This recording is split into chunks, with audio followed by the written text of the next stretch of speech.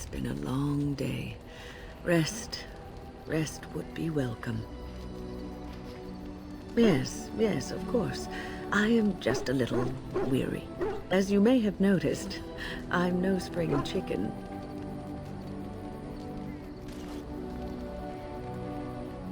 Ha, very funny. But in all honesty, I do not know how many years I have left in me. I have lived for such a long time, but there is always something else to do. And I have to keep going in order to do it. I think I will be glad when I am done. Oh, I don't know. I really don't. Have you encountered many abominations, apart from the ones in the Circle Tower?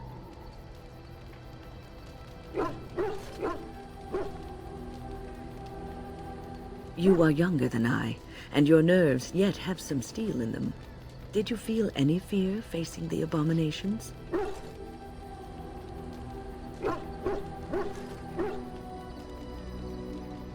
The first time I saw an abomination, my blood turned to ice.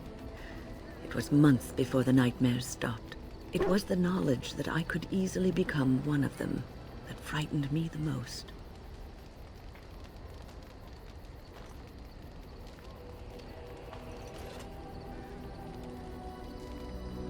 One slip.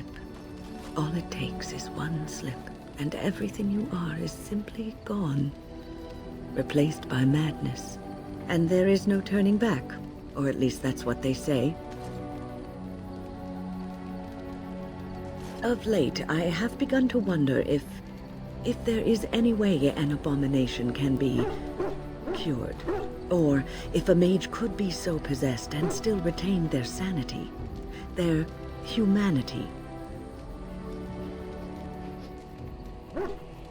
Yes, it is madness and cruelty that define abominations. If those are lacking, if the mage remembers the person they truly are, then they are not an abomination. I never saw that. Thank you for showing me another way of looking at it. Irving told me about how you became a Grey Warden, and that unpleasant incident that occurred prior to your departure from the Circle.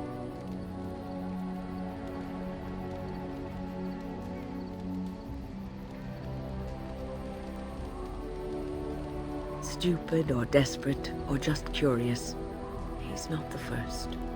He won't be the last. But that aside, you're a Grey Warden now, and perhaps I presume too much by saying this, but the Circle is proud of you.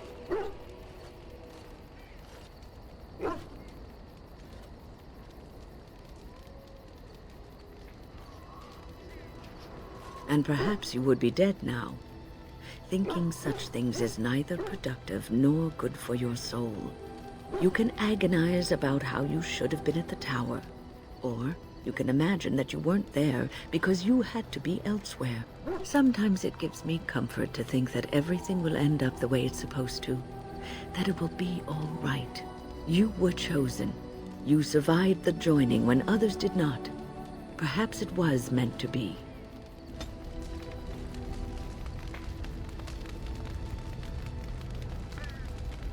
I must ask, what does being a Grey Warden mean to you?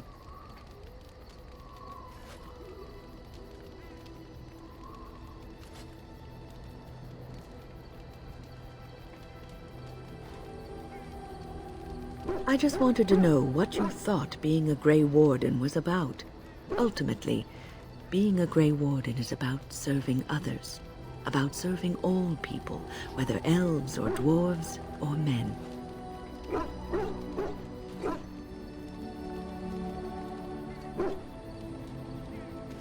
As a Grey Warden, you are a guardian of men, and you guard them because their continued existence is more important than you are.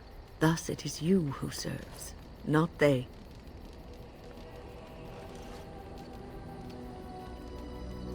A good king, a true king who cares for his land, uses his power to rule firmly but fairly. He serves his people first and foremost. The king who does not do this, who believes that he is entitled to his power, who abuses it and uses it for his own means, is a tyrant.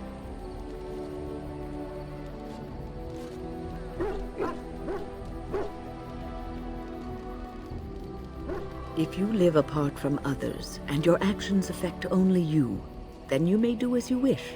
But if you have power, influence, and strength, your every action will be as a drop of water in a clear, still pond. The drop causes ripples, and ripples spread. Think of how far they will go, how wide they will become, how will they affect the pond. But I've lectured enough for today. I should stop before I wear out my welcome. You're quite taken with each other, aren't you?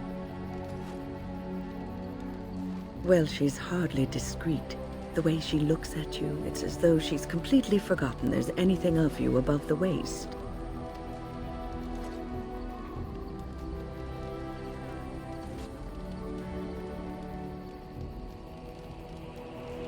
Oh, sweet maker. Is a little decorum too much to ask? Moving along now, I've noticed your blossoming relationship, and I wanted to ask you where you thought it was going. She is a cunning woman, a maleficar. She will use you for her own ends.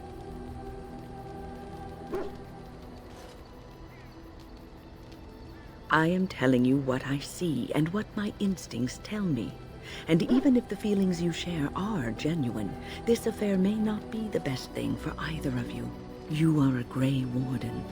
You have responsibilities which supersede your personal desires. Love is ultimately selfish. It demands that one be devoted to a single person who may fully occupy one's mind and heart to the exclusion of all else. A Grey Warden cannot afford to be selfish. You may be forced to make a choice between saving your love and saving everyone else. And then what would you do?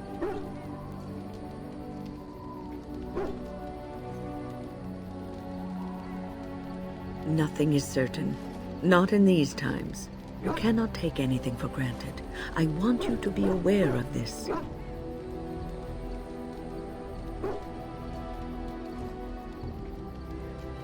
If you insist, I have given my advice. Do with it what you will. Is there something you need? I have watched you for a time, and perhaps I was wrong. There seems to be something special between the two of you. It doesn't happen often, but I see her smile to herself sometimes when she watches you.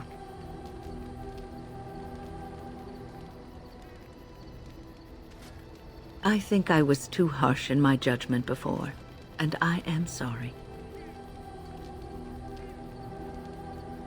What you have may not last forever. Death and duty may part you, but love's worthiness is not diminished because of that. I should have seen this before. Instead, you learn to cherish every precious moment that you spend together, knowing that it may be the last. And for those of us watching, well, it brings warmth to these old bones to know that something so beautiful can be found in the midst of chaos and strife. Is there something you need? The Circle is in good hands. Irving knows what to do, and he doesn't need me underfoot. For now, I will support those that battle the Darkspawn. I do feel I left things unfinished in Ostagar. There is so much left to do, and I would be part of it.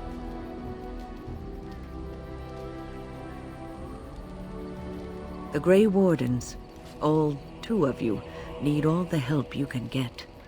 I will see this through to the bitter end, and after that, if I am still left standing, then I will return to the Circle.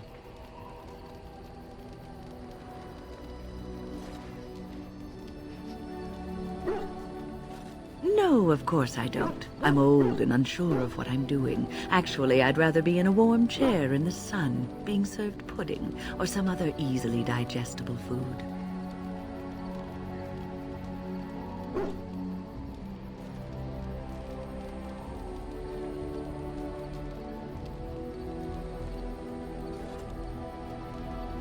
Well, get on it then, and make sure there's a blanket in my chair, and that it's soft, and that the pudding doesn't have cream on it. Cream gives me gas. Is there something you need? I will answer to the best of my ability. People don't become mages. They are born mages. The talent just surfaces later. But you are asking how I ended up at the Circle. I was brought there by the Templars, just like many of the other apprentices. I don't remember very much. I was very young then.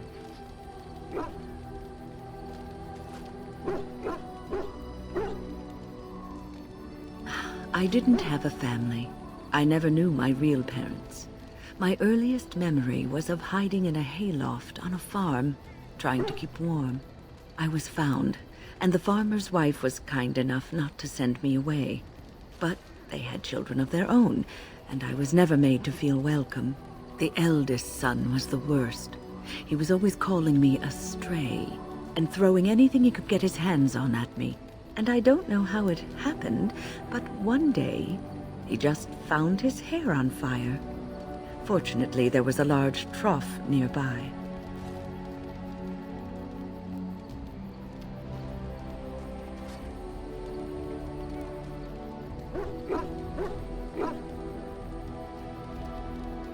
And you would have seen yourself trussed up like a festival turkey and paraded about the square for it.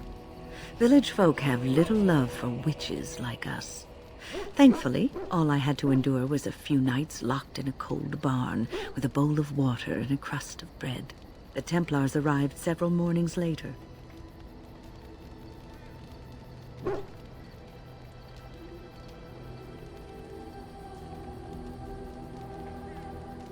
The barn kept me safe from the village children and the stones they would hurl at me. I was afraid, yes, but it could have been much worse. I'll never forget the moment the Templars led me into the entrance hall of the tower. I had never seen anything so grand in my life. I stopped being afraid then. I knew I was home.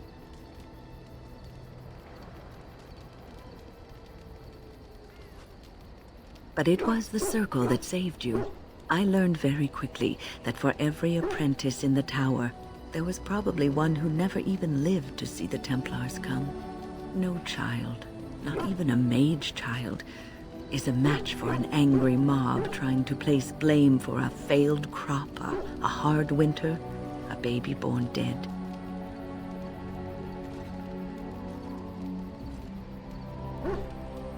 Superstition and fear is what makes these people behave in this manner. It will be a good long time before that changes. Well, that's about all there is to my tale. That's how I came to the Circle.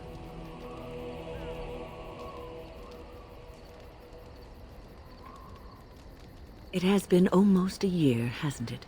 Do you miss the tower at all?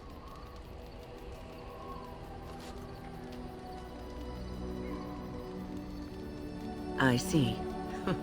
You can take a mage out of the Circle, but you can't take the Circle out of the mage. Or so Irving used to say. He was joking, but there is some truth to the statement. A mage never really leaves the Circle, and for the rest of your life you will be seen as a Circle mage.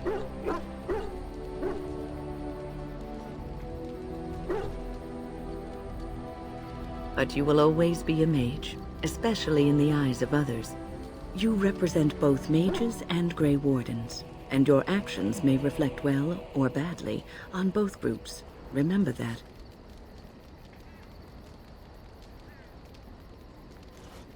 That is commendable, but one's principles are often subtly influenced by others, though you may be unconscious of it. The only thing one can do is to be aware that this is a possibility, and ask yourself often why you do what you do. Oh, but listen to me go on. You start a conversation, and I just run away with it, don't I? I've been mentoring apprentices for so long, it's become something I do unconsciously. I don't know if I could stop even if I wanted to.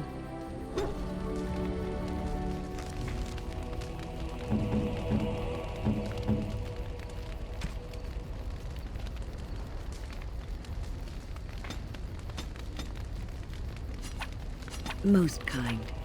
Most kind. What's on your mind? Oh, yes, and thank you for asking. I'm feeling much better today.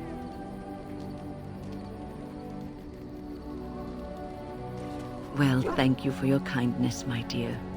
It certainly warms these rickety old bones. What's on your mind? It is no trouble.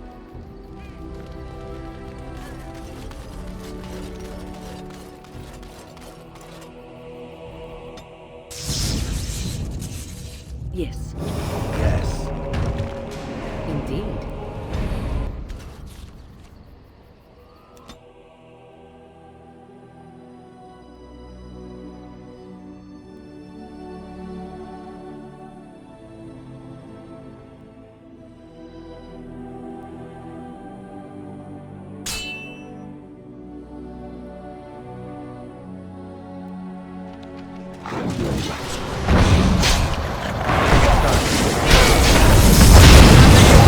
And it isn't going to be me!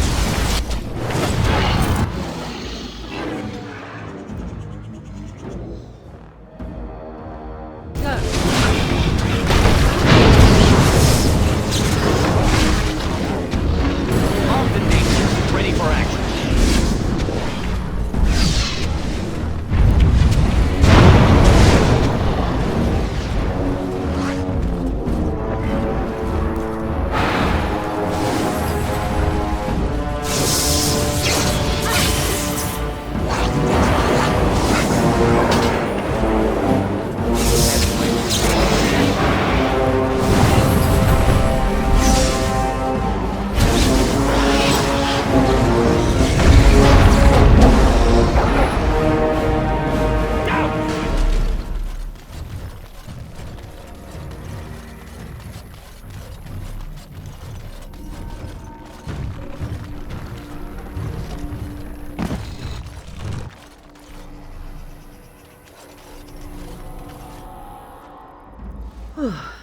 I fell.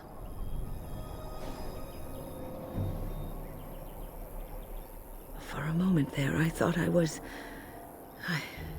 was all over. Everything. I will explain everything when we are back at camp. Now is not the time.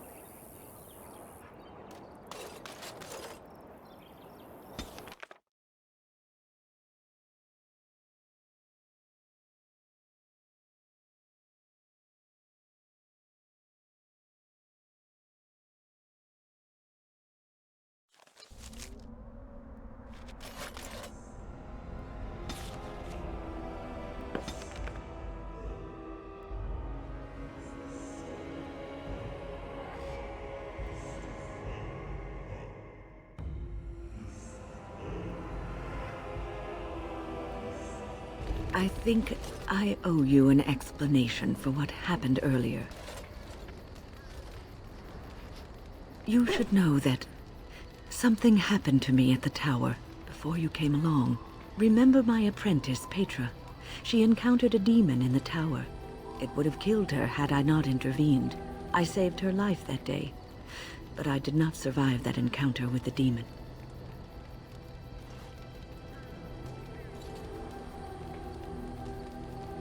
No, I'm not undead. If I were a possessed walking corpse and could still think, I'd kill myself. I engaged a very powerful demon to rescue Petra. It sapped me of all my energy and will and left me drained. It took everything I had to defeat it. And when I was done, I no longer had the strength to keep my heart beating. I remember my life ebbing away. Everything receded from me. Sound, light. I remember being enveloped in complete, impenetrable darkness. And then I sensed a presence enfolding me and cradling me, whispering quietly to me. The sensation is impossible to describe. I was being held back firmly but gently, as a mother would a child eager to slip from her grasp. I felt life and warmth flowing through my veins again. I began to be aware of small sounds and the discomfort of my hip pressing into the cold stone of the tower floor. The Fade contains spirits both benevolent and malicious. The benevolent spirits seldom make themselves known, because they want nothing from mortals, unlike the demons. It was one of these spirits that saved me. Without it, I would be dead. And it has not left me. It is with me even now, bonded to me. You see, I am supposed to be dead. It is the spirit that is keeping me in this world. And this is not the way of things. Perhaps the spirit did not expect this, but it is weakening gradually. I am living on borrowed time.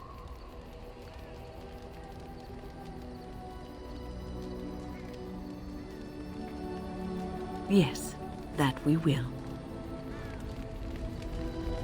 What's on your mind? I have always had an affinity for the spirits of the Fade. As a child, I never feared my dreams because I knew they were there.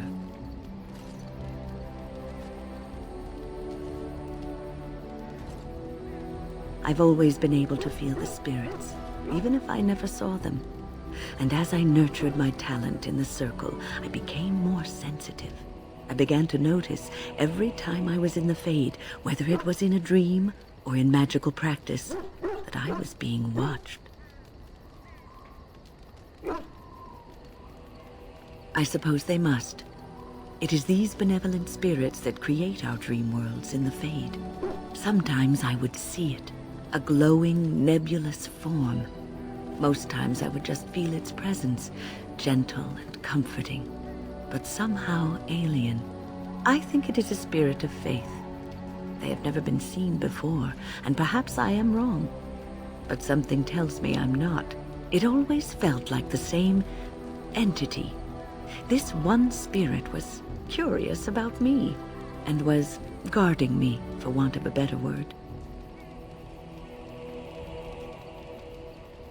There were times when I was in the Fade that it seemed to stretch forth to shield me, keeping me safe. And I think it gave me strength in my most terrible battles, Ostagar being one of them.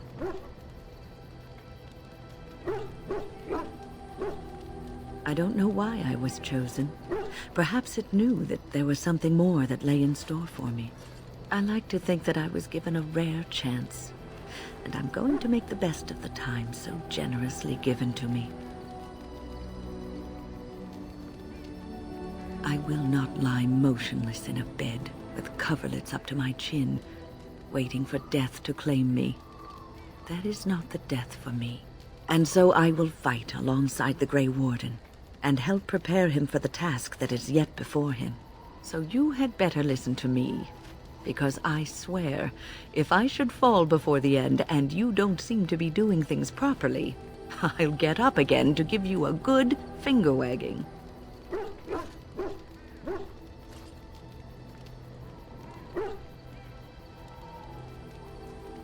Joking? Maybe. Maybe not. We'll see when the time comes, won't we?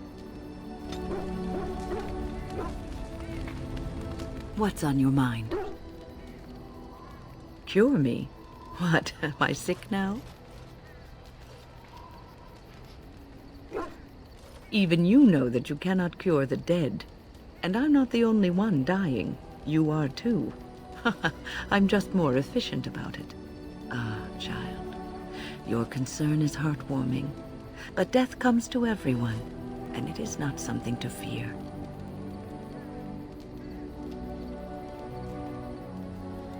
People fear not death, but having life taken from them. Many waste the life given to them, occupying themselves with things that do not matter. When the end comes, they say they did not have time enough to spend with loved ones, to fulfill dreams, to go on adventures they only talked about. But why should you fear death if you are happy with the life you have led? If you can look back on everything and say, yes, I am content. It is enough. Ah, human nature. You are right. Some people will never be content, and will always want more. I think I've led a good life, a full life, and I, for one, am not afraid of death, whatever it may bring. They say that when you die, your spirit travels through the Fade and returns to the Maker. And after that, we'll see, won't we? What's on your mind? I try not to dwell too much on the mistakes of my past, of which there are many. I would go quite mad if I did that. But I do have one regret. The greatest misstep of my life, made even more grave because it had dire consequences for someone else. Years ago, I was assigned as mentor to a lad, Anarin. He was my first apprentice. Anarin was an elf, raised in one of the elven alienages, and he was very mistrustful of humans, especially humans in authority.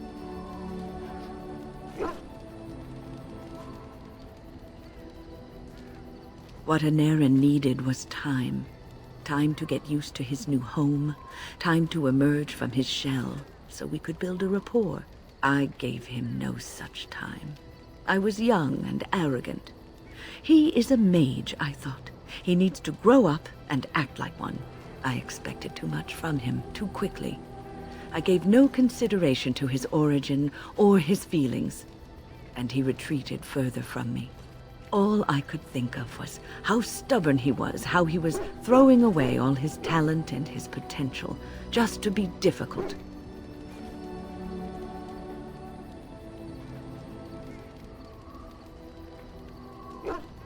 Oh, I dread to think. I was a harsh taskmistress. He might have thought I was a demon in disguise. You cannot plant crops in the cold, wintry ground. You cannot teach a student who is closed off and unresponsive. Patience is what is needed, and I learned that too late to help him. Anarin ran away from the circle one night. I had berated him over some trivial, ridiculous matter that I no longer remember. I drove him away because of something utterly unimportant. He was a child, 14 at the time of his leaving. They had his phylactery, and they hunted him down.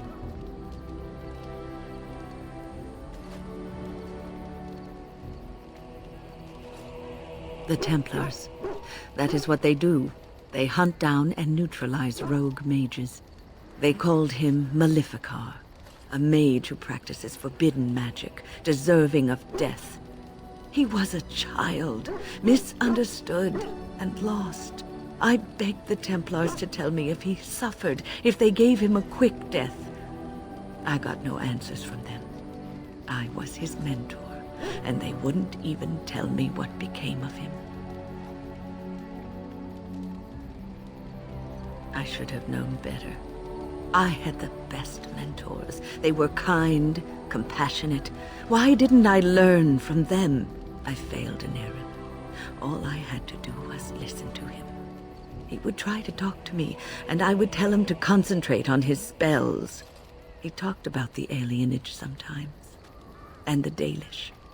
He always talked about looking for the Dalish elves. The Templars are well-trained and thorough.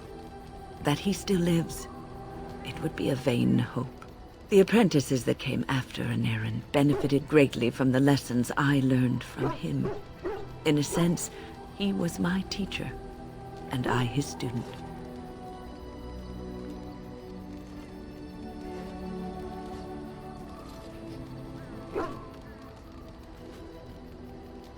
And there it is. My story, my one greatest regret.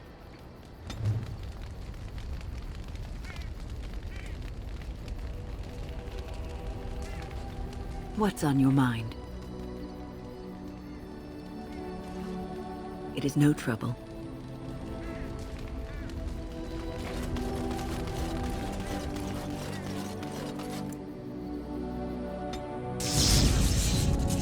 Yes. Yes. Indeed.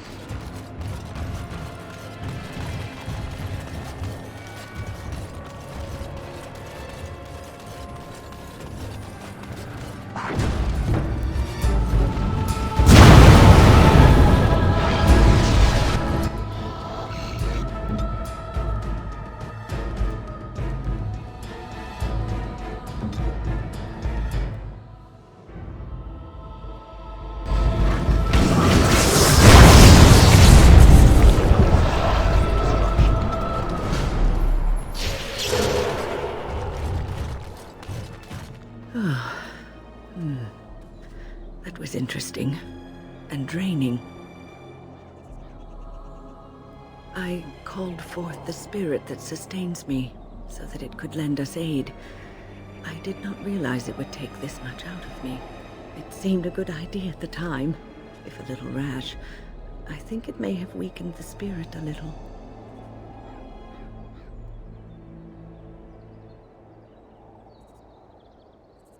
Well, we can't all be quick-wit McSmartypants now, can we? Apparently you have the monopoly on cleverness.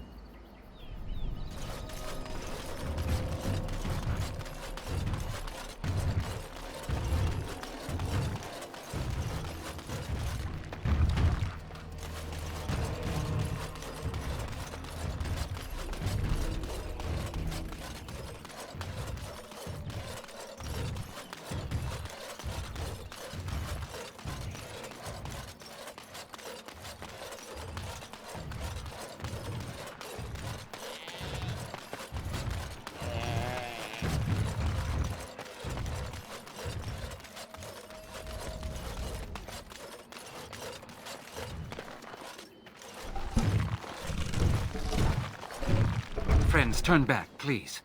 These woods are a danger to those who do not know the paths. Anaren? Wait, I remember your face. But younger, more impulsive, stern. Wynne? I thought they had killed you. They very nearly did. The Templars found me while I was searching for the Dalish. They ran me through and left me for dead. I brought this on you. Oh, I was a dreadful mentor, harsh and impatient. I am sorry for the way I treated you. I've put that behind me, and you should too. I didn't fit in with the Templars in your chantry. My path lay elsewhere. Irving is a reasonable man. He will find some way for you to return. The Circle needs new blood. It needs to change. I have fond memories of Irving. He was always kind to me. I will consider your proposal, and perhaps I will speak with Irving. However, I promise nothing. Perhaps the mage you seek is right in front of you. The Grey Warden is a mage, no? The Blight will not last forever. Why not look to him to shape the new circle? It is something both of you should think about. No, we've spent enough time on my personal affairs. It is time for us to move on. Look at this. It's the hardened sap of a tree native to this forest. It's been something of a lucky charm for me, and now I want you to have it. Very well. I'm grateful. May your gods smile on you, Anaren. And on you.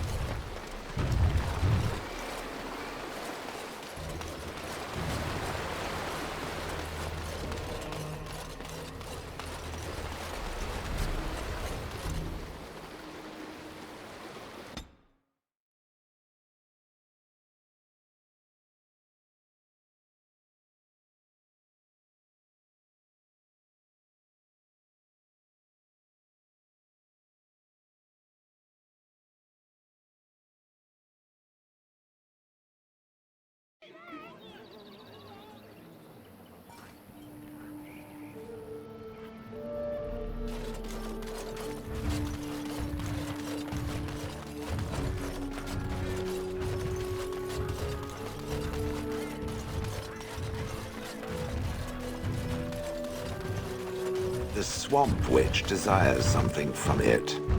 From what? Ah, you mean from him. And if I do, what of it? It is aware of the Swamp Witch's true nature. Let me guess, you know my true nature? I have spent a great deal of time observing the world. I know what I see when I see it. You spent 30 years watching whatever a small village was willing to parade in front of your eyes. Do not cast yourself as the worldly sage. At best, you are a barely working statue with a poor memory and a poor attitude. Do not seek to begin judging me. Perhaps it has a point. Yes, I should think so.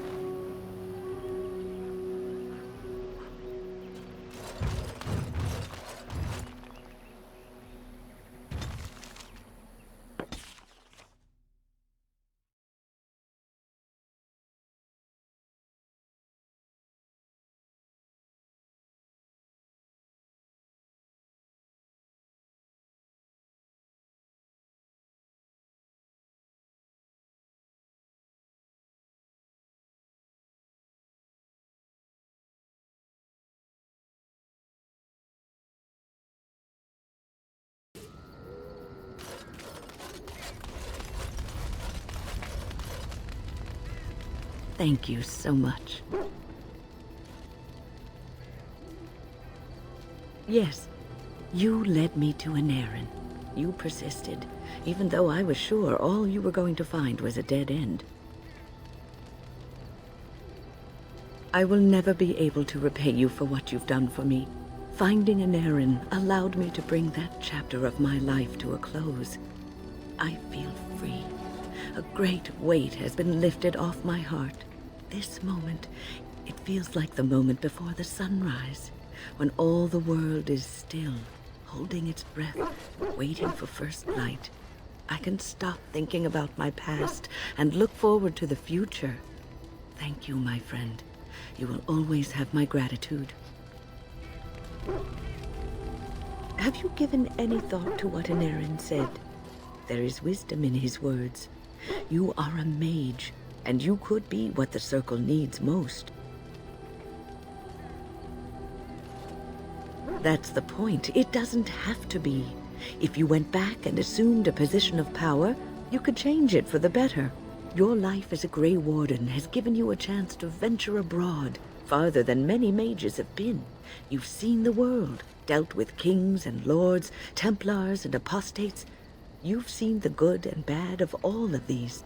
You could bring these experiences back to the Circle, improve it with what you know.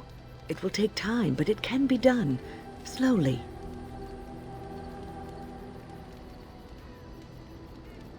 I thought I hoped you would care enough to... Never mind, it doesn't matter now. What's on your mind?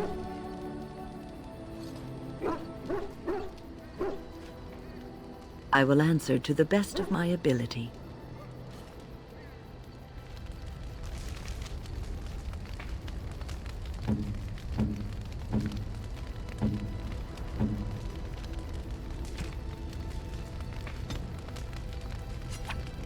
Most kind, most kind, most kind. What's on your mind?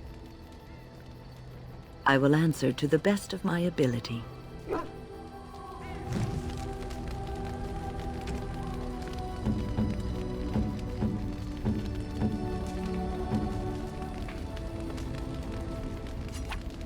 Most kind, most kind. What's on your mind?